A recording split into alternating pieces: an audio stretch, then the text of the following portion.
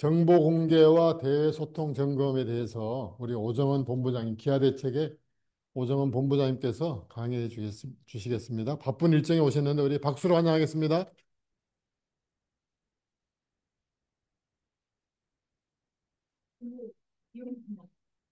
이제 정리하고 가셔야 되는데, 5주간 진행했던 강의잖아요. 오늘 거의 마무리 단계에 속하는 시간인 것 같아서 전반적으로 전체 체크리스트를 한번 점검하셨을 것 같아요. 근데 사실 모든 앞단의 거버넌스나 회계나 그다음에 장표문전에 발표했던 성과에 대한 어떤 포인트 지표를 어떻게 세팅하고 또 어떻게 리포트를 가공할 것인지에 대한 여러 가지의 운영 방식에 대한 고민을 하셨다면 오늘의 그 많은 정보들을 이제 저희만 알고 있으면 사실은 그거는 저희가 건전성을 회복하는데 사실 은 맞지 않잖아요. 저희가 외부에게 이 정보들을 우리가 제가 시행했던 내용들을 어떻게 올바르게 잘 공개를 하고 사람들의 신뢰를 얻어낼 수 있을까라는 고민들을 하는 마지막 단계라고 보시면 되겠습니다.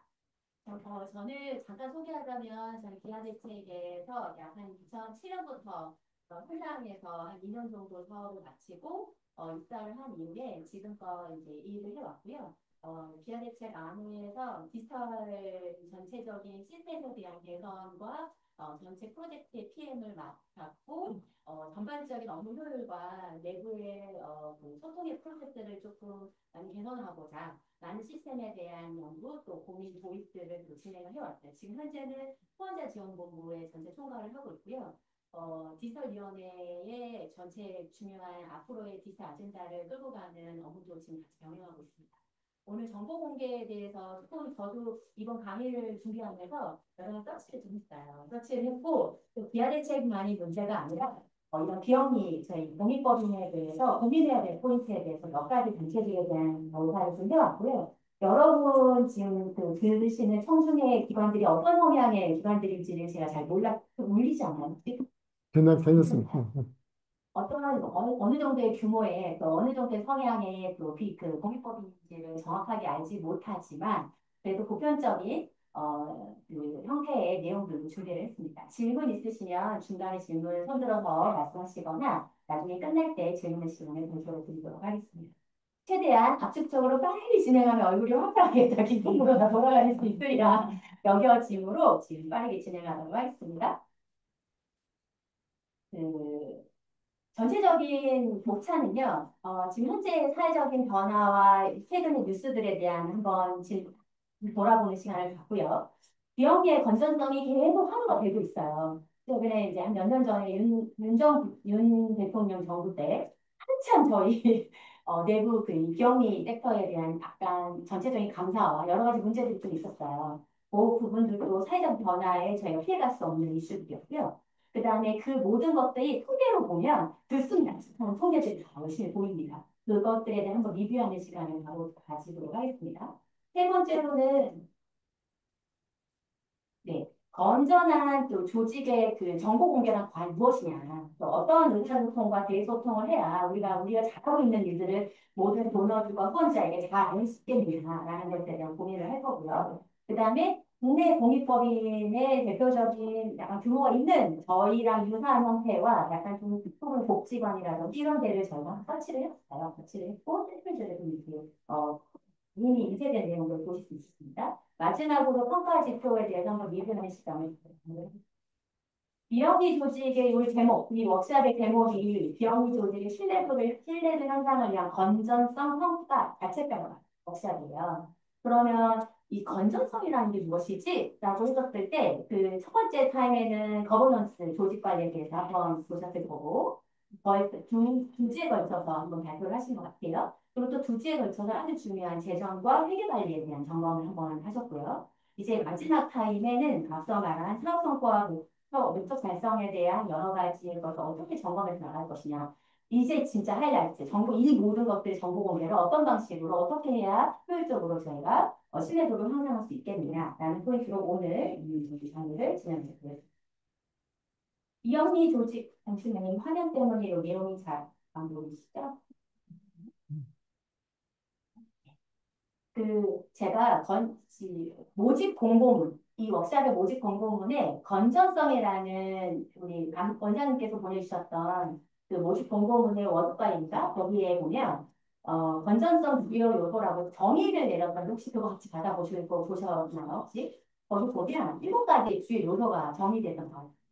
첫 번째 대외 소통, 두 번째 목적 충실성, 세 번째 투명성, 채무성, 효율성, 윤리성 이렇게 되어 있는데 사실 이 정의가 굉장히 잘 되어 있다고 판단을 했어요.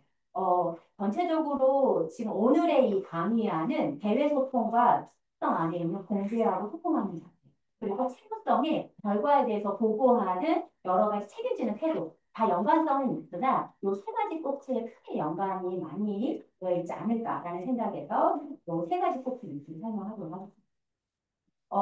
시대가 전환에 따라서 2017년에 이미 이제 원장님과 여기 비영리 우리 조직 평가원에서도 이 전체적인 사회적 분위기를 리딩하고 오셨겠지만 2017년에 공익법인의 기부금 사용 내역에 대한 정보 공개를 정부 단위에서 우리 투명하게 공개를 해보자 라고 야심차게 준비를 했고 그 이후부터 이 비영리 섹터의 모든 공익법인들의 이제 회계 내용들을 공개적으로 이제 그 양식에 맞춰서 올려보자 라고 움직임이 있었던 겁니다. 사실 우리나라가 시혜를 받던 나라에서 이제 공여국으로 변하는 과정에서 좀 빨리 발전한 건 맞아요. 그런데 이 공익법인들이 얼마나 잘 운영을 하느냐라는 부분들은 사실 다른 문제잖아요. 그래서 지식인들과 함께 이제 이 모든 것들을 건전하게 끌고 가고자 하는 움직임이 이때부터 본격적으로 이루어지지 않았을까라는 생각이 듭니다. 전반적으로 이제 뉴스들을 좀 보시면 최근에 많이들 기억이 나실 거예요. 뭐 2017년에 내 기부금은 어디다 쓰이느냐, 공익법의 첫 평가도 공개하게 되고, 사실은 여기 번화한 미래의 마지막 장에 대한 뉴스를 캡처해 왔는데요. 여기 보시면, 죄송합니다. 여기 보시면, 이게 화면이 너무 크게 나와가지고, 비영리 투명성 평가 지표를 만든다. 라는 요 부분.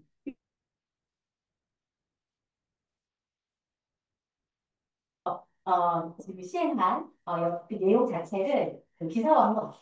조선일보의 번화미래에서 특별 특집으로 이제 기사화한 것 같은데 이 공청회를 통해서 이 지표가 과연 타당한 거냐라고 전문가들과 함께 이제 좀 같이 리뷰를 했던 것 같아요.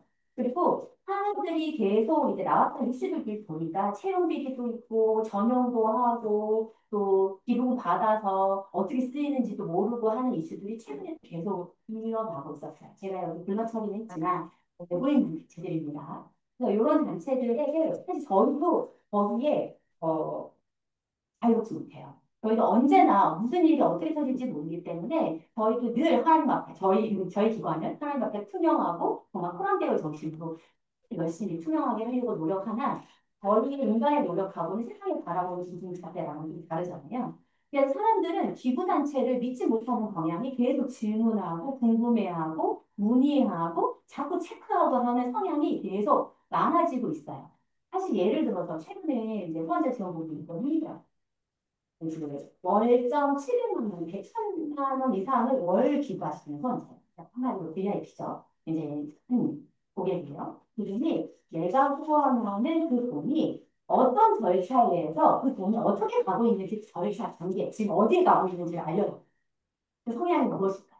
지금 현재 우리 살아가는 시대에 디지털이 너무 발달이 많이 돼 있잖아요. 저는 그 욕구가 배송 서비스에서 오지 않아요. 저희 쿠팡 한번 시키면 지금 어디에 진행되고 있고 언제 올 건지를 너무 잘 나와 있잖아요. 이게 바로 정보입니다. 우리는 이런 시대에 살고 있어요. 정보 공개가 너무 잘 되어 있고 이런 사기업들은 그 소비자 요구에 맞춰서 너무 궁금할 만한 것들을 잘 긁어주고 있는 거예요. 그런데 비영리나 이런 공익법인들은 좀 늦어요. 왜냐? 비용 예산의 문제도 있고 또 인건비 문제도 있고 이런 모든 인프라를 구축하기 위해서 사실 쉽지는 않죠. 그런데 사람들의 욕구와 눈높이는 이만큼 높아진 거죠. 그래서 내 돈이 지금 어디쯤 가고 있는지를 알려달라는 거예요. 사실 우리 다 단체에 있어 보시면 아시겠지만 기부금이 많은데 그 기부금이 폴리서가 달려서 그대로 가지 못해요. 그쵸? 계좌에 같이 들어가 있고 그 계좌에 들어가 있는 돈을 가지고 어느 시점에 재정 보고서를 통해서 어느 시점에 어떤 코멘트를 통해서 그 돈을 한꺼번에 늦게 가기도 하고 빨리 가기도 하고 이렇게 하잖아요. 그 꼬리표 달려 있다고 그것만 쓴다. 돈의 꼬리표는 달 수가 없는 구조란 말이죠. 그런데 사람들의 생각은 투명하려면 이 정도는 돼야 되지 않겠어라는 욕구를 가진 분들이 있다. 시대가 그렇게 요구하고 있다. 그러려면 우리는 그분들이 궁금해할 만한 게 그 포인트를 정확하게 따라가는 거 뭐랄까요? 아닐 수 있어요. 내가 신뢰할 만큼의 정보를 줘. 라고 할 수 있거든요. A를 요청을 해도 A에 맞게 말끔히 설명을 하는 게 맞는 것이냐. 그렇게 설명한다 한들 후원자는 또 물어봐. 또 물어보고 요건 물어보고 이거는 또 그러면 그렇게 되는 거예요? 이거는 이거예요? 그렇게 돼요. 그러면 어떻게 해야 우리가 적절한 정보 공개와 그분들의 궁금증을 있을까라는 정말 엄청난 고민들을 하셔야 합니다. 라는 게 과제입니다. 그래서 사실은 그 정보 공개의 범위가 과연 어디까지를 공개를 해야 하지라는 고민이 늘 있어요. 늘 있기 때문에 우리가 조금 더 이 정도를 공개할 수 있어 조금 오픈할 수 있습니다. 단계별로 지혜롭게 내부 조직하면서 고민해서 오픈하면 좋겠다라는 것을 의견을 드립니다. 이제 BTS를 보니까 일본도 마찬가지예요. 아까 그 제가 해외 그 과정, 사실 해외 직구는 언제 올지 몰라요. 언제 올지 모르기 때문에 제가 예전에 한 2주 전에 강아지 식품을 주문을 했는데 이게 언제 올지도 모르고 지금 벌써 2주가 넘었는데 지금 계속 준비 중이라고 그러고 너무 약간 좀 속에서 약간 올라오더라고요. 그래서 안 되겠다 해가지고 1대1 문의를 남겨서 취소하겠습니다. 해버려. 후원자도 똑같아요. 어느 정도 선에까지 기다렸다가 이건 좀 아니다 싶으면 바로 후원 이 단체 말고 다른 단체 있어서 바로 넘어가게 돼요. 선택의 폭이 넓고 NGO 이런 비영리 섹터의 다혈 현상 경쟁 상황이 굉장히 약간 좀 다혈되어 있기 때문에 이거 다 고만고만 너무 잘해. 그렇기 때문에 언제든지 선택지는 옮겨갈 수 있다. 그러려면 이분을 우리 기관에 잡아두기 위해서 우리의 기관의 정체성을 조금 더 어필하고 이분을 우리의 실행을 시키기 위해서는 어떻게든 적절한 시점에 적절한 내용으로 오픈을 해야 한다. 보시면 정보 공개의 니즈는 어딘가엔 다 있어요. 이제 BTS의 아미들, 그래서 아미 있을까요? 너무 약간 저희 기관에도 아니면 없긴 한데 너무 저희가 세상을 잘 모를 수 있어요. 그런데 세상과 같이 우리가 그분들을 설득하려면 세상을 좀 알 필요는 있어요. 그런데 아미가 이제 BTS가 어떤 공연을 하려고 그러는데 큰 어떤 마을에서 활동하세요. 근데 그 마을에서 공연을 하려고 보면 아미 걱정이 돼요. 이 수십만의 사람들이 인파가 몰리면 거기 안전 문제가 있을까? 뭐가 문제가 되진 않을까? 거기에 뭐 숙박시설은 괜찮을까? 뭐는 어떨까? 너무 궁금하고 걱정되고 사실 우려가 되는 거예요. 그래서 그 팬층들이 바로 그 폭력층들이 부산시에 정보 공개. 너 이거 어떻게 바꿀 건지, 어떻게 준비할 건지, 뭐 할 건지 정보 먼저 줘. 우리가 점검할게. 꼭 후원자가 아니더라도 그들을 추앙하는 다른 세력들이 이 정보 공개를 이렇게 리딩할 수 있다. 시대가 그렇게 너무 그게 자연스러워졌다는 것을 모두가 알 거라는 거 한번 짠짠으로 가죠.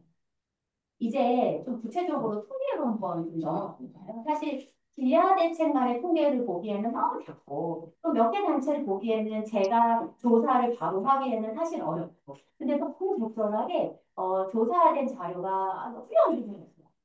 저희 기빙코리아인가? 기빙코리아 아름다운 재단에서 늘 그거가 보고서를 만들어요. 아주 좋은 주제로 여기 지금 만들어져 있더라고요. 비영리 조직의 현황 레포트는 이제 개인의 기부 참여율과 금액이 어떻게 변화되고 있지? 그리고 그들의 심리가 어떤 형태로 변화되고 있지? 두 번째로는 사실 개인에게만 저희가 후원을 받지 않잖아요. 참여를 받지 않잖아요. 모든 활동과 기부에 참여는 기업도 하고 정부도 하고 모든 주변에 이해관계자가 있잖아요. 그거에 대한 그중에 기업이 비용도 크고 그다음에 거기에 성과에 대한 결과 보고도 정말 타이트하게 해줘야 하고 하니까 셀프는 이제 기업으로 가져왔고요. 공익법인은 이제 정보 공개가 대체 어떻게 수년간 번화가에 왔는지에 대한 통계, 그다음에 죄송합니다. 마지막 네 번째는 그 공익법인의 사람들이 왜 기부를 하지 않는지에 대한 그 하이라이트를 좀 더 설명을 드리도록 하겠습니다. 그 개인 기부의 참여율을 좀 보시면요. 개인 기부 참여율은 연도별로 쭉 상승하는 거 보시면 얼추 비슷하긴 합니다. 크게 변화는 없으나 국가 통계하고 저희가 이게 기빙포 코리아에서 나왔던 그 자료를 두 개를 이제 믹싱해서 이제 한번 보시면 됩니다. 사회조사 차원에서도 그렇고 여기 기빙코리아에서 조사된 조사도 그렇고 내용도 그렇고 전체적으로 팬데믹 이후에는 조금 상승하는 추세는 보여진다. 추이가 보여진다. 이게 전문가들의 이제 공통된 의견입니다. 그리고 개인 금액, 기부 금액들이 사실 조금씩 증가를 하고 있는 건 맞아요. 증가를 하고 있는 추이가 맞고요. 사실은 물가 상승을 고려해서라도 금액 자체의 단순 비교는 어렵겠지만 점점 사람들이 기부 금액 자체가 이게 더 커지고 있다는 것은 맞습니다. 근데 이제 이런 사례들이 있어요. 후원자들이 이제 금액자들, 후원자들 많잖아요. 한 번에 몇억 하시는 분들, 몇십 하시는 분들. 근데 몇십억을 받았지만 그거를 소화할 수 있는 집단의 능력도 굉장히 중요해요. 그러니까 먼저 그것을 소화할 수 있도록 우리가 우리 관계자들이 먼저 사전에 준비를 해야 하고 그 다음 단계에 그 정보 공개를 어느 순까지 할 것이냐, 어떻게 수행할 것이냐, 어떻게 성과 측정할 것이냐라는 거를 사전에 계속 시뮬레이션 하시면서 조금만 사업부터 이제 파일럿으로 준비를 하시는 게 낫다라는 생각이 듭니다. 이제 보시면 상위 100개의 기업들의 트렌드를 보면 70%의 기업이 기부 경험이 있다더라. 그런데 대부분 여기 비율을 보시면요. 전체 88% 여기 여기 그 검은 최초에는 2018년인가요? 2018년에는 88%의 비중을 차지했어요. 상위 그 전체 100개, 전체 기업 중에 상위 100개. 비중은 굉장히 높습니다. 전체 기업 참여도 중에서 상위 100개가 정말 많은 80%의 참여하는 이제 참여를 보이고 있는. 이게 조그마한 약간 소기업, 작은 기업들도 사실 많은 사회공헌들을 지금 얘기하죠. 스타트업들도 많이 하고. 그런데 아무래도 상위 100개의 그 매출액을 가지고 있는 그 업계 기업들이 산업적인 차원에서의 기부들을 많이 하고요. 세금이 받으니까 아무래도 이제 기업이 이런 참여가 좀 활성화되지 않았을까라는 생각은 들어요. 그런데 88에서 점차 줄어들었다가 다시 2022년 팬데믹 이후에 다시 상승하는 추세를 보이고 있어요. 그런데 전체 중에 한 70%의 기업이 기부 경험을 가지고 있고 또 이제 지금은 다시 소폭 반등해서 올라가고 있는 추이기 때문에 사실 제가 사회공헌 팀에서도 있었거든요. 근데 기업이 다 경험한 거 있으셨을 것 같아요. 기업의 사회공헌을 자금을 제가 제안서 냈고 받아내기까지 받아냈어요. 그리고 그 결과물을 수행하고 결과물을 만들어내기까지 굉장히 어려워요. 혹시 나는 진짜 정말 그거 하는 게 너무 힘들었다. 경험이 있으신 분 있을까요? 저는 일반 대기업들 많이 했었거든요. 너무 요구하는 바가 정말 그 기업의 방향성은요, 비영리보다 한, 모르겠어요. 5배, 10배, 10배 앞을 가고 있는 다 굉장히 약간, 모든 영역, 이 모든 비즈니스 영역에서 선두를 가야 본인들이 그 특화된 사업들에 선점을 하잖아요. 그렇기 때문에 사회공헌도 기업의 이득이 되면서 이것을 약간 사회공헌 사업 역시도 아이템도 특이한 사업, 그다음에 약간 참신한 아이디어가 굉장히 요구돼요. 그래서 그 사업을 제안하고 준비하고 기획하는 사람들은 정말 머리가 쥐날 정도로 저희가 기획을 하고 준비를 하거든요. 근데 그것만이 아니에요. 수행을 직접 할 때도 너무 까다로워요. 행사를 하더라도 거의 맞춰야 되지. 절차 다 맞춰야 되지. 너무 이제 모양새도 예뻐야 되지. 레포트도 잘 나와야 되지. 평가도 직접 발표를 해야 되지. 심사도 받지. 레포트도 나와야 되지. 이게 모든 A to Z의 모든 절차가 굉장히 까다로워요. 그런데 이 100개 기업들의 사회공헌이라든지 기부금을 받았을 때의 효과감은 사실 좀 높죠. 왜냐하면 홍보에 효과가 있어요. 그 다음에 기관의 약간 그 수익 능력을 평가받는 듯한 느낌? 그리고 다른 기업들이 샘플링이 좀 돼서 이런 거 했는데 이 기관이 그럼 잘할 것 같네. 다른 것도 이제 저희가 다른 사업들을 입찰할 때 굉장히 수월해지죠. 그래서 대규모 10억, 5억 이상의 큰 규모의 프로젝트들을 굵직한 기업들을 따왔을 때는 나중에 그 결과물이 다 계속 이어질 수 있다. 그렇기 때문에 만약에 기관을 돌아가셨을 때 약간 좀 큰 프로젝트에 한번 도전해 볼 만하다. 한번 성공하는 약간 희열을 한번 경험해 보면 좋겠다라는 것을 제안을 드립니다. 이제 공익법인의 현황을 한번 볼까요? 이 공익법인의 현황은 이제 제가 이제 보니까 2014년에는 2만 9천여 개의 이제 공익법인이 공익법인이 신고가 되고요. 거기에 공시 완료된 비율을 보면 30%다 언더더라고요. 30%가 안 되는 공익법인이 신고를 하는 거예요. 나머지 70%는 신고를 이제 안 하고 오픈을 이제 공시 완료를 안 하, 의무가 없거나 아니면 안 하거나 그렇겠죠. 그런데 전체적으로 점점 증가 추세에 있다. 증가 추세에 있고 사실 2014년 대비 2022년에는 거의 만 개나 다름없는 공익법인들이 다 생겨났거든요. 그 중에서 이제 비율 자체도 27에서 29%로 좀 우상향하고 있다라는 것은 이 장표로 확인될 수 있습니다. 그리고 이게 이제 이 다음부터가 중요한 우리의 이제 생각을 해봐야 되는 포인트인데요. 들이 과연 그러면 기부를 한 동기가 무엇일까? 다 아실 거예요. 자체 평가도 해보고 이제 도너들하고 소통을 하다 보면 책임감. 사실 생각보다 사회적 책임감이 굉장히 높은 수치를 자세히 노동의 일이. 사실 이게 그 전에 조사를 한번 제가 좀 확인을 해봤어요. 원래 사회적 책임감은 2007년을 제외하고 꾸준히 상위권에 이제 유지가 됐었다고 해요.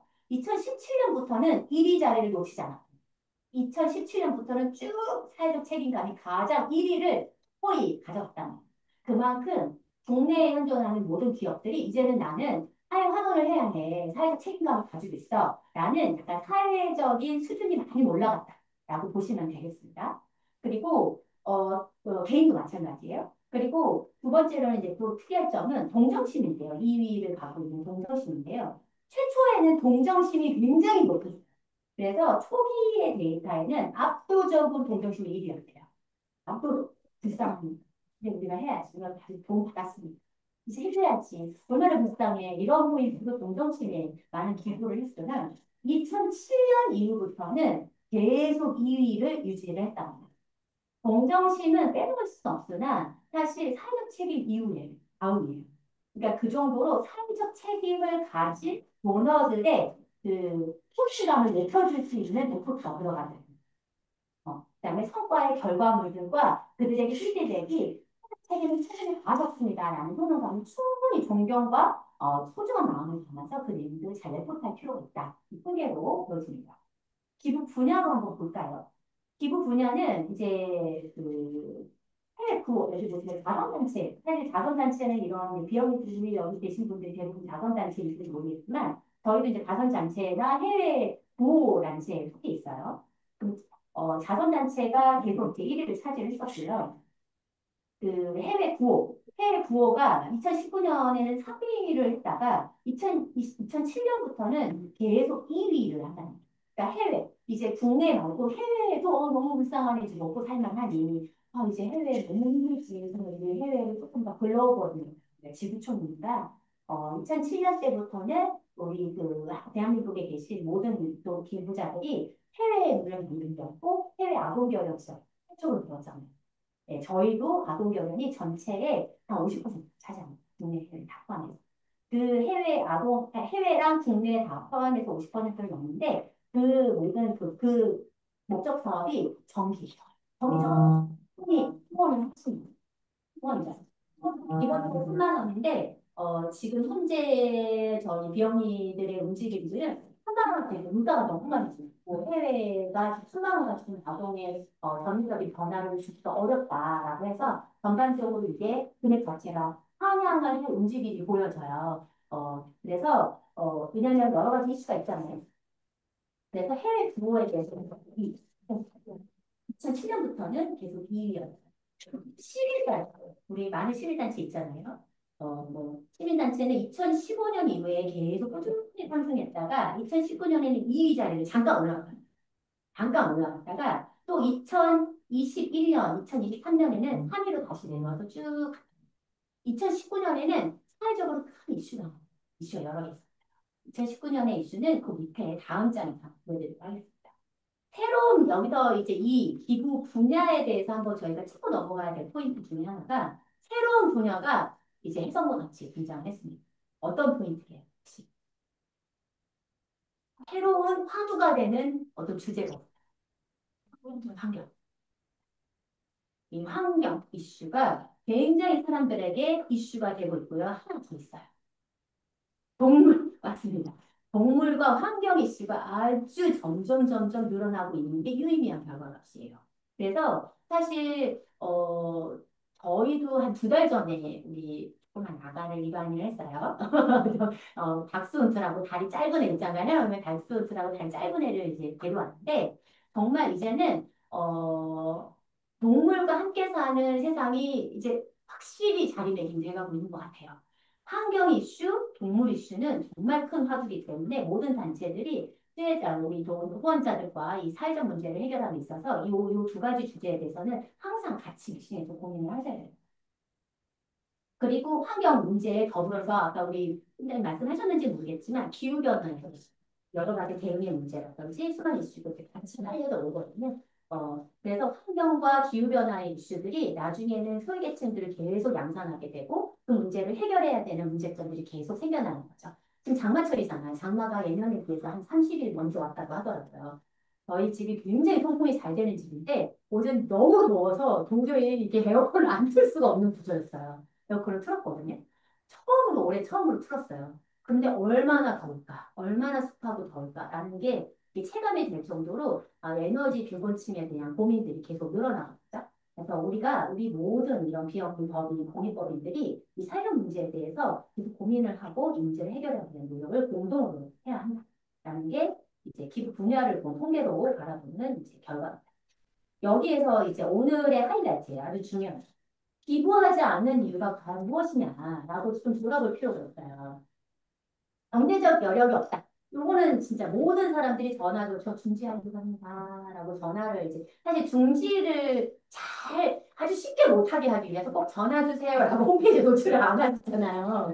저희도 마찬가지인데 요즘에는 그렇게 안 하면 약간 얄미워서라도 혼자 방식을 통해서도 이제 더 같아도 그럴 것 같아요. 이렇게 중지를 하시거든요.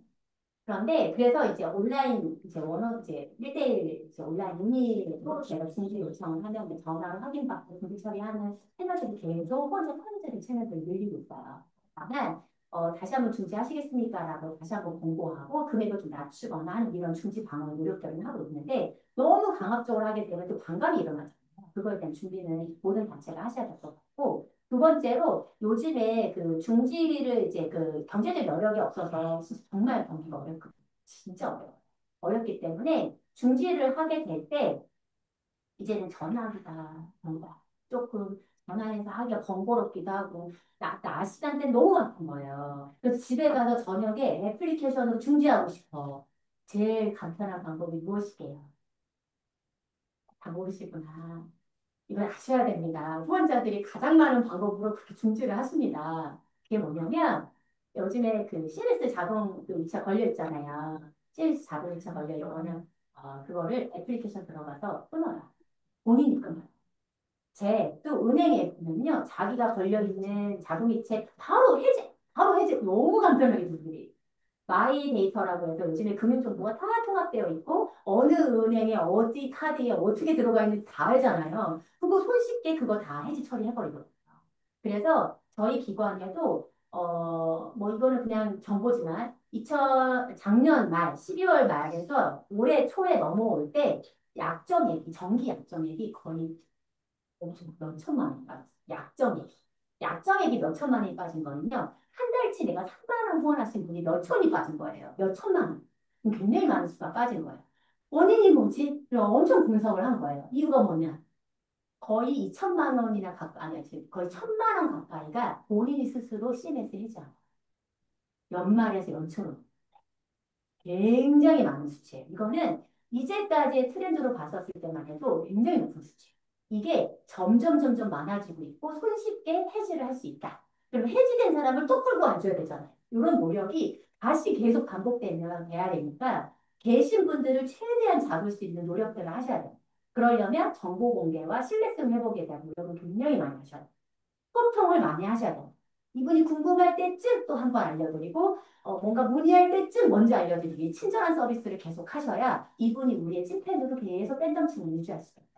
안 그러면 잠시 한눈판 사이에 다른 단체에 눈이 들어가면 바로 나가실 수 있다는 것을 모두가 알고 계셔야 합니다.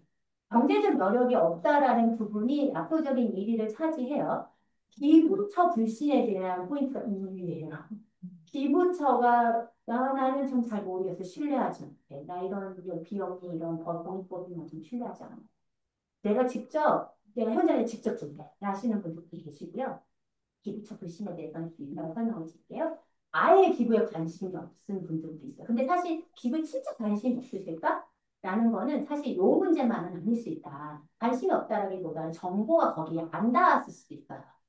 그러니까 사람들이 이 정보를 안 알려줬을 수도 있고, 이제 요즘엔 알고리즘에 걸려서 계속 사람들한테 걸리잖아요. 뭐 걸리게 되어 있는데, 이게 안 걸렸다는 건 관심도 없고, 그게 패스된다라는 것은 내가 관심 있는 분야만 계속 정보를 찾아가는 요즘의 사회적 트렌드가 됐기 때문에, 아예 관심이 없다라는 포인트는 정보 공개나 여러 가지 효율적인 방식에서의 정보들이 원활하게 수반되지 못하고 있다는 결과일 수도 있어요. 그리고 기부 방법이나 단체를 잘 몰라. 이 단체가 이 단체 같고 이 단체가 이 단체 같고 그렇단 말이죠. 일성이 없는 거예요. 그래서 기부를 하려고 하는데 잘 모르겠네. 어떻게 해야 될지 모르겠네. 아는 단체가 도와주세요 어려워요라고 하지만 어떻게 후원하고 간편하게 버튼 하나 눌러서 기부를 하면 되긴 하는데 뭔가 틀린 라는 포인트인 거죠. 뭔가 상대가 듣고자 하는, 알고자 하는 정보 위주로 하는 게 아니라 아이 메시지, 우리 기관의 메시지로 계속 전한 건 아닌가라는 것을 좀 돌아볼 필요는 있습니다. 이제 내용들은 여기 보시면 아시고요. 이 그래프상으로 한번 좀 볼까요? 그래프를 좀 보시면 2019년에 그래프가 떨어져요. 여기 보시면 파란색 지표 있죠. 파란색 지표. 제가 이 마이크를 조금 가져가서 저 파란색 지표 제 화면이 안 보일 텐데 괜찮을까요? 이 파란색 지표인 2019년에 이게 뭐죠? 불신이잖아요. 기부처 불신이에요. 기부채 불신이 39%로 pus어요. 너무 굉장히 높은 거의 두 배치 가까운 수준으로 두 배치 넘죠. 올라갔어요. 올라갔는데 이유가 뭐지? 기부처 불신도 올라가면서 관심도는 탁 떨어지고 기부 방법도 몰라가면서 경제적 여력이 없는 것도 이유가 되면서 쫙 전체적으로 조금 약간 암흑기에 들어가게 되는 거예요. 이 사회적 이슈가 뭐가 있었을까요? 혹시 기억나시는 분 계실까요? 2019년 큰 이슈가 있었습니다. 윤미향 사태. 그 이슈? 윤미향 사태 아닌가요? 유명한 사건은 위안부 말씀하시는 거죠? 2000년인가 그럴 거예요. 네. 2019년에는 어금니 어금니 아빠 있잖아요. 이 어금니 아빠 이영학 씨죠. 이영학 씨가 딸 치료비로 명목으로 기부를 막 받은 거예요. 근데 그 금액이 12억이요. 그러니까 저희 기억 속에 금방 잊혀지죠. 그 아주 사회적으로 굉장히 떠들썩했던 이슈였어요. 2019년에 그 이영학 사건으로 인해서 딸의 수술비로 12억을 횡령을 했어요. 난리가 났어요. 거기에 또 불을 지폈던 사건이 또 있었어요. 뭐였냐면 새희망 씨앗이라고 해서요. 새희망 씨앗이라는 그 기관이 있었거든요. 그 기관이 결손가정, 아동, 기부금으로 해서 127억 원을 횡령해요. 이제 이게 같이 터지면서 2019년에는 모든 단체의 후원자들이 물밀듯이 다 빠져나가요. 그리고 기부 불신에 거기에 더 만약에 기름을 부었던 게 누구였냐? 기사. 모든 언론 매체들이 공익법인 이러면 안 된다. 비영리법인들 회계, 이런 투명성 강조해야 된다. 니네 제대로 하고 있느냐라는 거를 이구동성으로 많은 칼럼과 논문과 아니면 논설과 이런 내용들로 계속 기사를 떼었어요. 그래서 모든 비용들이 주춤했고 이 부분 이때를 기점으로 저희가 굉장히 많은 자성의 노력들을 좀 기울였던 거예요. 그래서 전반적으로 데이터가 팍 떨어지긴 했고요. 이때가 사실 코로나 시즌이기도 했다면서 굉장히 어려운 시즌인데 이 디지털의 많은 기사들이 더 많은 사람들의 불신과 확산을 막 일으켰어요. 이때로 인해서 되게 어려웠고요. 2000년도에도 죄송합니다. 2020년이네요. 2020년에가 아까 얘기했던 정의기업연대 그래서 말씀하셨던 정의기업연대의 기부금 이용 사건 이게 위안부 그 피해자 어르신들에 대한 그 기부금들이었거든요. 요것들에 대한 유용 사건이 이슈가 돼서 문제가 있었습니다. 그리고 또 뭐가 있었냐면 산불 피해. 그 강원도의 고성군 같은 데 산불이 굉장히 크게 나가지고요. 2명이 사망하고 정말 많은 재난 피해 그 난민들이 발생을 했어요. 우리가 올해 산불이 있었잖아요. 산불이 크게 또 저기 대구 경북 지역에 있었고 그 2020년도에 그 강원도에 큰 산불이 나서 산불 기금으로 모금을 했는데 이것에 대한 지원금이 제대로 집행이 되느냐라는 이슈가 또 2020년대에 또 하루가 돼서 전체적으로 기부금 받은 거에 대한 집행 결과와 이 성과 결과에 대한 의문점을 사람들이 계속 갖게 됩니다. 2019년, 20년도에 계속 사람들이 이게 학습이 되고 생각을 하게 되다 보니까 모든 비영리들도 이제는 더 이상 안 돼요.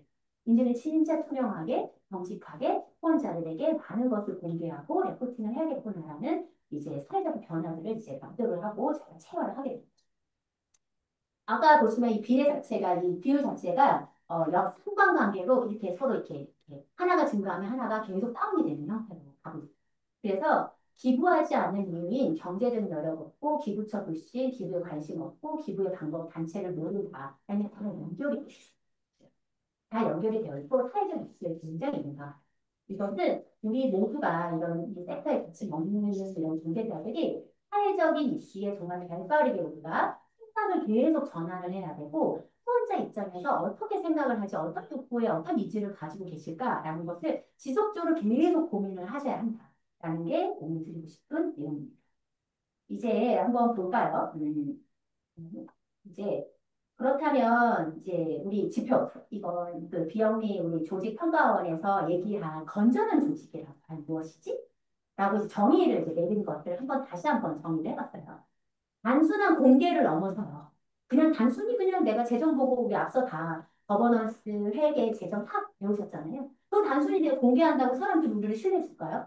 아니에요. 그거보다 더 많은 정보야, 더 많은 각 신뢰를 회복할 만한 우리의 노력이 필요한데, 그럼 단순한 공개를 넘어서 사회적 책임을 갖는 그런 것에 존경심을 또 암묵적으로 또 원하는 이런 후원자들을 또 설득하고 또 이게 또 이 모든 관계들이 지속 가능하냐. 우리의 건전한 조직을 어떻게 데려갈 수 있지? 라고 했었을 때 딱 두 가지 꼭지로 고민하시면 여기 지표, 우리 그 조직평가원에서 그 설문으로 그 여러 가지 체크포인트가 있잖아요. 필수 지표가 있고 관전 지표가 있어요. 그것을 참 분석을 해보시면 내부 조직에 대한 운영의 자율성, 운영의 효율성을 따지는 이제 문항들이 있고요. 하나는 외부, 투명한 정보 공개에 대한 이슈들로 크게 두 꼭지로 나눈다고 보면 돼요. 모든 이해관계자, 후원자, 또 정부, 기업, 각종 여러 가지 내가 같이 함께하는 입찰의 협력사들, 모든 관계되는 외부 관계자와의 정보 공유와 내부의 운영의 자율성과 그 효율성에 대한 이 두 꼭지를 크게 분리를 하셔서 어떻게 이 쌍대 양대 산맥을 잘 빌드업 것인지에 대한 고민을 하셨어요. 첫 번째, 운영의 자율성을 보시면 우리의 목적은 그거죠. 내부 체계가 안정적이어야 돼요. 사실 채용 비리, 아까 저기 기사 보셨죠? 채용 비리, 그 다음에 뭐 이런 문제, 인사에 뭐 불이익이 있다더라, 그다음에 성적인 문제, 뭐 직장 내 괴롭힘, 이런 거 다 내부의 안정성을 훼손하는 아젠다거든요.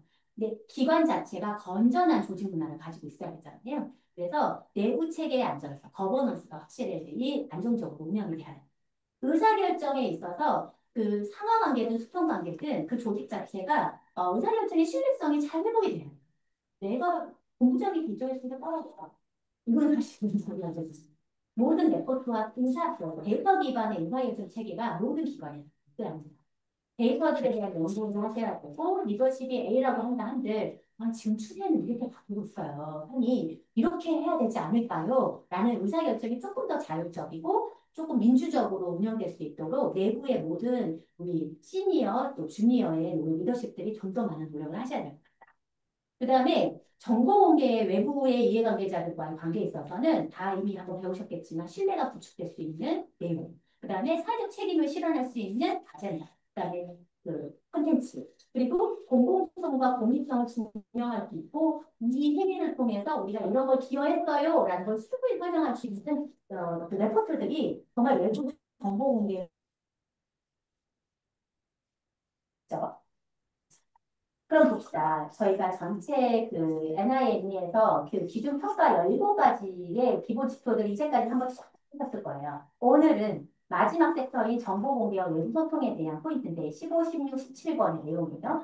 전체가 한 19개 문항으로 구성이 된 것 같아요. 19개 중에서 한 13개의 문항이 그냥 필수예요.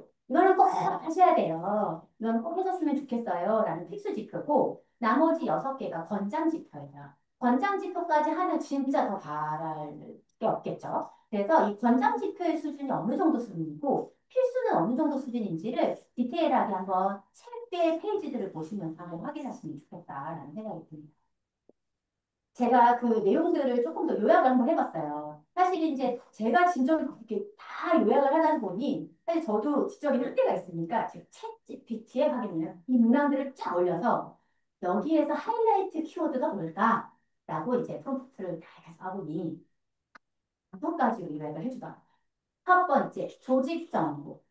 두 번째, 조직 규모. 세 번째, 재무 정보. 네 번째, 성과와 활동에 대한 거. 다섯 번째가 공정성에 대한 포인트. 요것들을 정보 공개하고 대소통만 잘하면 이 체크 포인트들 다 달성할 수 있어 라는 내용으로 요약이 되더라고요. 저도 딱 보니까 원래 챗GPT나 이런 AI 툴이 거짓말 할 때 많잖아요. 그러니까 점검을 한번 계속 하셔야 돼요. 해보니 점검했을 때 맞다라는 게 납득이 됐어요. 저 스스로도. 그래서 첫 번째 조직 정보에는 또 이렇게 모든 다 체크리스트의 그 질의를 보시면 다 이 내용이에요. 조직 정보를 오픈했느냐 이제 보셔요. 조직도 안에 있는 임원들의 연락처와 임원들의 경력 정보와 이런 것들을 오픈했느냐. 경력까지는 완전 근데 연락처와 수라든지 이 사람들의 그 직위라든지 이름들은 다 오픈하는 거죠. 그래서 이건 필수 값으로 여러분 조직 구조 되는지 한번 확인해 보시고 두 번째, 조직 규범, 정관이라든지 또 내부의 규정. 아까 우리 팀장님이 발표하셨어요. 세프가딩이라든지 그다음에 아동 수혜자를 보호할 수 있는 여러 가지 규범 정책이라든지 이런 것들의 규정들이 잘 노출되어 있느냐를 궁금하면 찾아볼 수 있어야 되잖아요. 그래서 정관이나 전체적인 기관 정관이나 규정이나 또 이사회 다시 복지법인은 이사회록이 필수로 오픈하게 되어 있잖아요. 근데 사단법인이나 뭐 재단법인은 잘 모르겠어요. 그런데 저희 기관은 다 오픈하게 되어 있습니다. 그래서 회의록이 다 오픈이 되어 있어요. 그래서 이런 회의록, 규정, 정보 이런 의사결정이 투명하게 잘 원활하게 잘 오픈이 돼서 민주적으로 잘 운영되고 있느냐라는 것을 조직 규범의 차원에서 한번 눌러보시면 좋겠고 세 번째로는 재무정보 이거는 너무나 잘 알고 있기 때문에 결산 자료라든지 공시되는 모든 자료들이 다 여기에 포함되어 있겠죠? 그리고 또 중요한 건 계약, 입찰 계약 정보죠. 사실 입찰 계약 정보는 사실 저희가 그 나라장터에다가 입찰하는 경우도 있긴 하지만 나라장터까지 올라가면 시간 걸리고 다시 재입찰하고 그 프로세스 타려면 또 인증서 필요하고 다시 올리는 권한 받아야 되고 굉장히 까다롭잖아요. 사전 올리고 고지하고 정말 오래 걸려요. 그런데 대부분의 단체들이 자기 홈페이지 내에서 고시를 하잖아요. 그래서 그런 입찰이라든지 계약이라든지 그런 그 수주를 받는 이런 모든 과정에서의 정보 자체를 오픈할 필요가 없다. 근데 성과나 활동은 다음 연시에 해야겠죠? 아까 우리 팀장님이 공유 한번 해주셨잖아요. 연차 보고서라든지 각종 성과 보고라든지 연구 결과라든지 이런 성과라든지 모든 내용들을 오픈을 하고 제휴 관계에 있는 모든 네트워크들에 대한 내용도 또 오픈이 되어 있어요. 활동, 혼자 활동이나 홍보대사들이라든지 이제 연계되어 있는 네트워크 되어 있는 그 모든 기관들. 예를 들어서 저희 같은 경우는 약간 미셔널 NGO이기 때문에 정부의 자원도 받고 기업의 자원도 받아요. 기업들이 우리가 미셔널 NGO라 하더라도 이내 종교성 갖고 있으니까 안 할 거야 이런 게 아니에요. 저희는 거기에 딱 맞는 기업의 그 돈에 맞는 형태로 진행을 하거든요. 그러다 보니까 그게 신뢰가 오래 쌓여서 또 문제가 안 되는데 예를 들어서 저희가 가끔 후원자 중에 사실 이거는 저희 기관의 이제 내부 룰이에요. 마사회. 저희 이제 마사회 같은 데서 기부해 줄게. 이거 가져가. 뭐 수업을 이제 준다고 하는 경우가 있어요. 내부적으로 저희 마음에 이게 너무 이제 불편한 거예요. 마사회가. 마사회가 약간 사양성을 조장하기도 하고 약간 그런 포인트에 우리 기관의 정체성한 거 맞지 않아요? 그 다음에 주류 판매 같은 경우도 사실 기관의 정체성은 맞지 않아요. 라는 고민, 그 다음에 저희 기관하고 또 저희 기관의 예시예요. 이단. 이게 좀 맞지 않다. 그래서 굉장한 고민들을 합니다. 그런 고민들을 통해서 이 제휴하고 있는 네트워크들에 대한 정보값도 오픈했을 때, 뭐야? 니네 이거 얘네랑 같이 해? 이거 문제 있잖아. 나 너 이거 나 후원 끊을래. 지금 이거 있어요. 맞지 않아. 나 이거 맞지 않으니까 이거 끊어주세요. 라고 하시는 분들 계세요. 근데 그분들이 입맛을 다 맞출 수는 없어요. 하지만 기관의 정체성에 맞게 이게 옳을지 그를지에 대한 판단을 내부 규정에 의해서 저희가 판단을 하거든요. 그래서 이 제휴에 대한 활동 정보라든지 이런 것들도 오픈하는 게 사실 좀 더 투명성을 높이는 데 도움이 되지 않을까. 공정성, 채용. 사실 채용 비리 굉장히 많을 수 있어요. 그래서 채용의 이슈, 또 공모 절차가 적절했느냐라는 포인트, 또 공모의 심사 과정이 적절했느냐. 라는 포인트가 있는데 채용 중에서는 하나의 예시를 들면 저희 이제 기아 대책이 전국 단위의 후원 이사회 조직이 있어요. 후원 이사회 조직이 교회 베이스로 후원 교회들이 많거든요. 이제 교회라는 이제 조직의 성향나 우리 목사님들께서 이제 그 본인 성도의 자녀라든지 이제 이런 분들이 추천하시잖아요. 안 하실 수 없죠. 너무 귀한 형제고 자매고 너무 저희 기관에 딱 맞는 사람이라 하더라도 그런 메시지가 들어올 수가 있어요. 들어올 수는 있어요. 그러나 그걸 받아들이는 저희 기관이 그러면 채용 공고가 올라갈 거니 거기에 올리시면 됩니다라고 정확하게 가이드를 합니다. 한 20년 전만 해도 사실 그러면 추천 받아가지고 공채가 아닌 음. 과정에서도 이렇게 한번 했죠. 그런데 2000년대 이제 들어서고 이제 저희가 2010년대 이후에는 정말 공정하게 이 공정성이 굉장히 중요하잖아요. 공정하게 이 모든 프로세스를 밟게 하기 위해서 그런 일말의 모든 문제를 다 차단했습니다. 다 차단해서 그 공식적인 채널 외에는 절대 그래서 그걸 안내하고 링크를 드리는 형식으로 절대 기입 못할 수 있도록 전체 그 프로세스를 완전히 예, 그 정비를 했거든요. 그래서 이런 문제는 절대적으로 이런 한 2년 전인가 작년인가 재작년인가 히 땡땡땡 있잖아요. 히 땡땡 브릿지 거기서 아시세요? 거기에 문제가 좀 커졌었어요. 그래서 그런 부분들은 내부적으로 사실 본인들의 문제는 아니었을 수 있어요. 한 개인의 몇 명의 문제일 수도 있었어요. 그러나 이게 한 사람의 개인의 문제가 곧 조직의 위기가 올 수 있거든요. 그래서 여기에 계신 분들이 곧 리더십이라면 그 부분에 대해서 절대적으로 조심을 하셔야 되는 거를 다시 한번 강조드립니다. 이제 단체들의 이제 화면, 이제 홈페이지 공개 여부가 어느 정도까지 잘 되어 있지를 한번 이제 다 레포트를 이제 그 프린트물을 다 보시면 아시겠지만, 이제 저희 같은 단체들의 레벨이 유사한 형태들을 좀 그냥 손쉽게 터치할 수 있어서 조사를 했어요. 월드비전이 정말 잘 돼 있더라고요. 혹시 월드비전 계신가요? 없어요. 월드비전 되게 잘 돼 있더라고요. 잘 돼 있고, 여기 보시면 투명 경영 시력, 재무 예산 보고, 사업 결과. 이게 그 한국 카테고리 되어 있는 그 믹스들이 잘 찾을 수 있게 나열이 되어 있어요.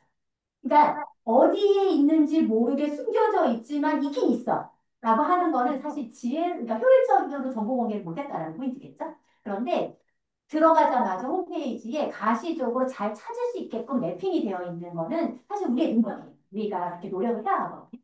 근데 월드비전의 페이지가 참 구성이 잘 되어 있었다라는 거를 이제 말씀을 드립니다. 홈페이지 맨 하단에 보면은 이용 약관이라든지 아동 성인 정보 보호 정책이라든지 그다음에 개인정보 처리 방침 우리 개인정보 정보 공개 필수값 중에 개인정보 처리 방침 반드시 오픈이 되어 있어요. 완전 법적으로 보장되어 있거든요. 개인정보 처리 방침에 대해서 하이라이트 되게 눈에 잘 띄게 맨 하단에 다 표시되어 있는데 대부분의 단체는 다 그렇게 되어 있더라. 그거는 법적으로 보장되어 있게 그거 안 되면 큰일 나거든요. 그건 잘 되어 있어서 문제가 없었다. 그리고 인재 채용에 대한 포인트들도 다 오픈이 잘 되어 있었다. 여기 보시면 투명한 경영의 윤리 강령이라든지 윤리 정책이라든지 이런 것도 다 잘 구성이 되어 있으면 볼 수 있습니다. 여기 보시면 정보 공개 제도를 보시면 윤리 준수를 이렇게 하겠습니다. 홈페이지 공개도 하겠습니다. 인터넷 사이트 공개도 하겠습니다. 사업 보고서 발간도 하겠습니다. 그다음에 뉴스레터 발송합니다. 기본 뉴스 발급 이런 프로세스를 하겠습니다. 라는 것을 이게 카테고라이징 해가지고 너무 눈에 띄게 보이게끔 잘 구성이 되어 있습니다. 옆에 이제 화면을 보시면 내부 감사, 외부 감사, 재무 공개를 통해서 내 외부 공시 시스템을 잘 갖춰가고 윤리 준수 현황도 이렇게 가겠습니다라고 이제 구분값이 잘 다 있어서 찾기가 굉장히 용이하다는 것을 설명을 드립니다. 두 번째, 읍내버스 이제 사실 여기 복지관도 있을 수도 있고 시민단체도 있으실 수 있는데 죄송해요 저희가 이렇게 이제 저희랑 소금리가 비슷한 형태의 세트만 가져와서 너무 죄송한데 한번 이거 댓글 부담을 얘기하겠습니다. 읍내버스 보니까 읍내버스도 전체 카테고리들을 한번 보시면 사업 안내에 이 내용들이 들어가 있고요. 아니, 기관 소개에 들어가 있고요. 기관 소개에 또 투명 경영 똑같이 들어가 있죠.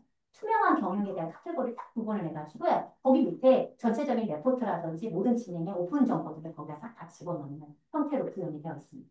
조직 운영이라든지 분네이버스의 기본적인 가치관과 정신, 그다음에 조직 현황이라든지 사업의 레포트라든지 이런 것들이 잘 구성이 되어 있었고요. 그 다음에 굿네이버스의 페이지 중에 여기 밑에 하단에 홈페이지 하단에 보면 동일하게 이용 약관, 개인정보 처리 방치, 이메일 무단 수집 거부 형태, 인재 채용, 세이프가딩 정책 이런 것들도 다 어느 정도 조금 들어가기는 어려울지 몰라도 다 노출은 되었다라는 형태들. 그다음에 투명 경영이라는 어떤 하나의 섹터를 구분해가지고 여기에서 질의응답 형식 우리는 이렇게 합니다, 저렇게 합니다라는 형태로 사람들이 이해하기 쉽게 이걸 좀 정리를 해놨다. 이런 형태들의 공개 정보는 너무 좋은 샘플 사례라고 보여집니다. 근대거수 형태 다시 계속 이어져가면 2024년에 제정보고 투명 경영 기준이라든지 조직 운영이라든지 이 상단에 있는 바를 구분해가지고 조금 더 디테일하게 구분이 되어 있고요. 여기 보시면 그 내용 중에 여기 인터내셔널 회의록이라고 또 보이시죠? 여기 회의록 부분도 오픈이 딱 되어 있습니다. 이런 식으로 기본적으로 필수 정보, 권장 정보들의 소소한 부분까지도 많이 세워져 있다라고 보여집니다. 여기 보시면 국세청 공식 공개 시스템 바로 가기. 근데 여기서 내가 주는 레포트로 확인이 어려우면 직접 국세청 가서 봐라고 그 사이트도 또 한번 링크를 해주는 형태로 보여집니다. 정관도 보여지고요. 그다음에 감사 보고라든지 외부 모든 감사 내용까지도 다 알고 있습니다. 희망브릿지 내용 보시면 희망브릿지가 이제 그 국내 재난구호 협회잖아요. 국내 재난 딱 생기면 희망브릿지가 먼저 쫙 이렇게 모든 기부금을 다 이렇게 모은단 말이죠. 여기 보시면 입찰 공고 진짜 중요하잖아요. 희망브릿지는 금액대가 굉장히 커요. 수억 원대, 수십억 원대 한단 말이죠. 그래서 입찰 공고는 하나의 카테고리로 팍 구분이 되어 있더라고요. 너무 이거는 훌륭한 내용이고요. 그 다음에 이용 약관 공익신고. 이거 지금 문제가 있다. 공익신고 해줘. 라는 공익신고 채널도 따로 있어요. 너무 좋은 사례고요. 그 다음에 개인정보 처리 방침은 꼭 들어가 있어야 한다고 했죠. 이거는 볼드 처리돼 있어요. 모든 기관. 그리고 이메일 무단 수집 거부라든지, 그다음에 재정 보고, 그다음에 현금품 모집 배분 결과라든지, 그다음에 투명 경영 시스템에 대한 내용이라든지, 결산 공시라든지 이런 내용들을 다 다운로드 받고 확인할 수 있게끔 투명하게 노출이 되어 있습니다. 너무 잘하고 있었던 기관인데 조금 사회적 이슈가 돼서 너무 아쉽죠. 한번 봅시다. 그러니까 한 사람의 노력이 이렇게 오너 리스크가 있는 것처럼 여러분 모두도 이제 그 부분 통해서 스스로가 많이 자성의 노력으로 한번 체크를 해보시면 좋아요. 제가 이제 그럼 복지관을 한번 봐줘야 되지 않을까? 사실 복지관은 복지법인이기 때문에 좀 다른 형태긴 하나 그래도 조금 작은 단체의 샘플을 뭘 가져올까라고 했다가 사실 저희와 함께하는 이제 강남 노인족 복지관을 한번 봤어요. 복지관들은 얼마 정도 노출을 하지? 라는 좀 궁금증이 생기더라고요. 사실 이제 복지관도 공익법이니까요, 혹시? 그쵸? 공익법이기는 하나, 이제 보건복지부 산하기 때문에 조금 다른 규정을 가지고 있기는 할 것 같아요. 그럼에도 한번 보니까, 여기 보시면 나눔 활동에 대한 후원이라든지 이런 성과보고들에 대한 내용들 레포트 같은 게 올라가거든. 복지관의 법인에 대한 소개라든지 ESG 경영이라든지 조직부에 대한 내용들을 다 오픈이 되어 있더라고요. 이런 식으로 약간 규모가 큰 복지관은 이 전체적인 홈페이지가 잘 정성은 되어 있습니다. 작은 그 지방에 있는 또 복지관을 검색을 해보니까 너무 싫더라고요. 규모는 있어도 약간 이제 모니터링의 사각지대에 좀 많이 저기 노출이 안 되니까 너무 사각지대에 있구나라는 생각이 좀 들어요. 스스로 같은 노력할 필요는 있겠다 싶습니다. 이게 기한대책 샘플로 저희는 얼마나 잘하고 있나 제가 오랜만에 저희 홈페이지를 다 뒤져봤어요. 저희 스스로도 돌아보는 시간이었습니다. 그런데 제가 봤을 때 기한대책도 나쁘지 않다. 제가 모르는 공개 정보를 이렇게 많이 하고 있었구나라는 생각이 들 정도로 나쁘지 않네? 한 5점 만점에 한 4점 정도, 4.5점 정도는 되겠다라는 생각으로 한번 제가 리뷰를 해보겠습니다. 사실 월드비전만큼 들어갔을 때 찾기가 쉽지는 않았어요. 그거는 좀 아쉽다. 사실 다음 연도에 홈페이지 개편을 이제 앞두고 있는데요. 리뉴얼을 앞둘 때는 이 카테고라이징을 조금 더 후원자 편의적으로 좀 정리할 필요가 있다라는 스스로의 반성을 했고요. 여기 보시면 기아 대책은 정체성을 설명하고 투명 경영에 대한 꼭지가 또 따로 있었고, 그다음에 공지 안에 여러 가지 체험이라든지 그 여러 가지의 그 입찰이라든지 이런 내용이 다 오픈이 되어 있었고요. 함께하는 사람들에 대한 활동의 내용, 아까 제휴라든지 이런 내용들이 다 오픈이 되어 있었고, 보고서, 연구 성과 보고에 다 전체적으로 지략적으로 내용들이 몰려져 있었습니다. 기하대책 하단에 이제 홈페이지 밑에서도 이용약관, 개인정보 처리 방식, 뭐 이메일 무단 수집 거부 뭐 이런 것들 다 내용이 다 오픈이 되어 있는 것을 확인할 수 있어요. 더불어서 투명 경영이라는 이제 섹터로 따로 구분을 했죠. 투명 경영 방침, 조직 운영, 재정 보고, 연차 보고, 대외 보고들을 카테고리 구분했고요. 윤리 헌장에 대해서 이게 정확하게 설명이 되어 있어서 스스로 너무 감사하다. 비하대책 기구의 보호 정책들 다운로드 받으시고 내용을 한번 확인하세요라고 정확하게 가이드가 되어 있는 것을 확인하세요. 그 다음에 두 번째, 경영 관리. 이제 좀 디테일하게 볼 거예요. 기아대책은 경영 관리를 이렇게 하고 있구나. 경영 관리 프로세스가 예산 관리를 이렇게 할 거예요. 우리가 예산을 처음에 이렇게 하고 계획하고 수습해서 인사를 쓰는 거 갖고 이렇게 하는 거를 너무 너무 디테일하게 올려놨더라고요. 제가 깜짝 놀랐어요. 이 정도로 공개를 했다니 훌륭하구나라는 생각이 들 정도로 예산 관리 프로세스를 노출을 했더라고요. 그리고 인사 관리의 프로세스들도 채용의 프로세스라든지 인사의 관리에 대해서도 노출이 되어 있었습니다. 성과 관리에 대한 그 시스템도 내부 저기 전체적으로 플로어를 다 타고 전체를 확인할 수 있도록 구현이 되어 있어서 사람들이 궁금한 점은 충분히 찾을 수 있겠구나라는 생각을 하게 되었습니다. 특별히 또 위기 관리. 어떤 리스크는 항상 존재하잖아요. 보안의 위기 관리도 있을 수 있고, 오너 리스크, 사람에 대한 리스크가 있을 수도 있고, 수많은 사회적 이슈가 있을 수도 있고, 예를 들어서 한 2, 3년 전인가요? 뭐죠? 아동인권에 대한 문제가 있어가지고, 맞죠? 스탠드 칠드런하고 비례대표를 위한 어린이재단인가? 학교 대상으로 아동의 인권을 이제 그 인권에 대한 그 콘텐츠를 계속 유지를 해왔었어요. 근데 교사하고 아동과의 그 이슈가 계속 생겼었을 때 한번 난리가 한번 났었죠. 그래서 세이브 칠드런이 수천 명이 혼자 불안해 나왔어. 진짜 거의 확 빠져나가서 엄청 힘들었거든요.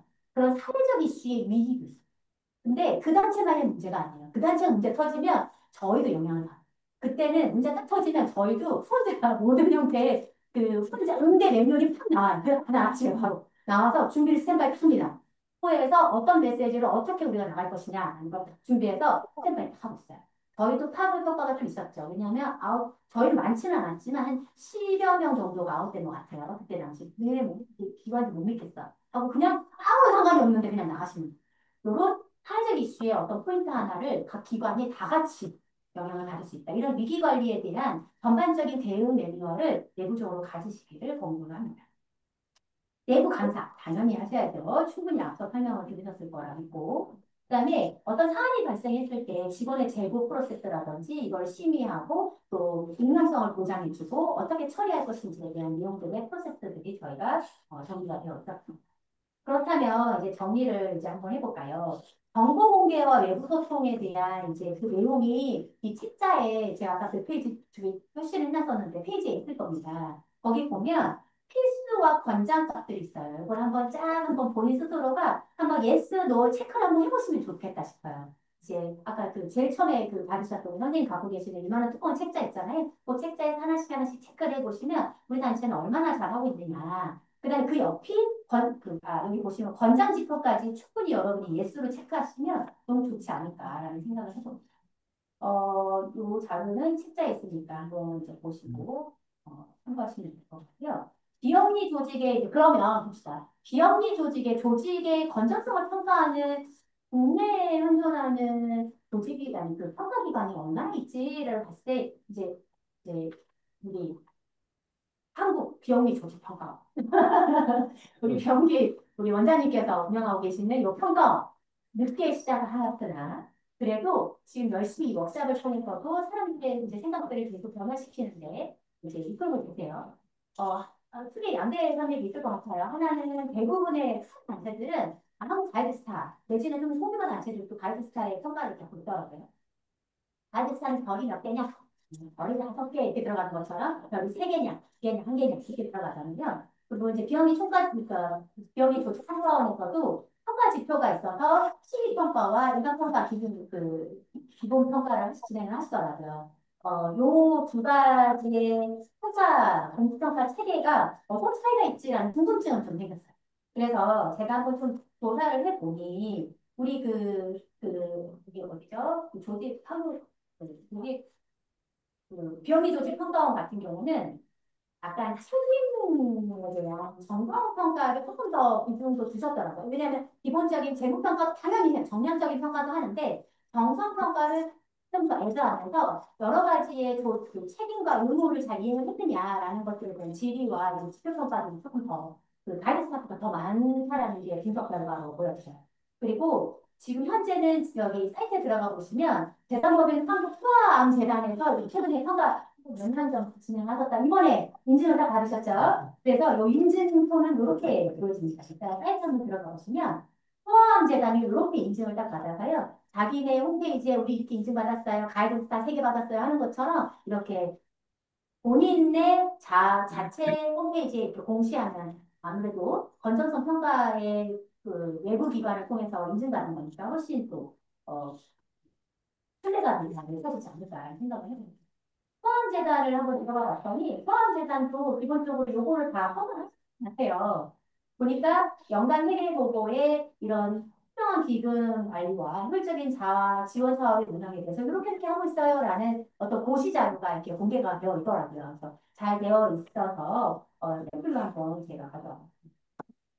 마지막으로 이제 마무리합니다. 우리가 각 단체에 지금 이곳에 5주간 강의를 듣고 싶고 조직의 건전성을 회복하기 위해서 우리가 어떤 노력을 해야 되지라는 관심으로 좀 더 많은 노력을 하기 위해서 기관의 대표로 오셨을 것 같아요. 그러면 얻어가는 건 우리가 어떤 목적으로 어떤 고를 위해서 해야 되지? 근데 열심히 재무하고 거버넌스 했어요. 관리를 잘했어요. 그러면 우리만 하면 뭐예요? 그러면 이 5가지의 내용들을 한번 심도 있게 내부적으로 돌아가셔서 공유하신 다음에 최대한 오픈하고 정렬하고 다시 재정비하는 노력들을 소통의 좀 효율성으로 좀 가져가실 수 있도록 스스로 각 기관이 노력하셨으면 우리 나라 사회가 글로벌 현장에서의 모든 한국의 이상, 비영리 공익법인의 모든 건설적인 이상들이 많이 미쳐것 같다는 생각을 해봤습니다. 전반적으로 모든 자료 추천은 요 지금 장표의 밑에 하단에 다 표기가 되어 있어요. 제가 말씀드렸던 그 비비코리아에서의 그 레포트도 한번 전체적으로 레포트가 한 140 몇 장 되더라고요. 한번 그것도 한번 보시고요. 거기에 서치 많이 하셔서 한번 저 흘러가는 모든 구체적인 문제나 내용 정리들을 한번 보시면 많은 스터디가 될 것이라 생각되어집니다. 질문 있으시면 질문 받도록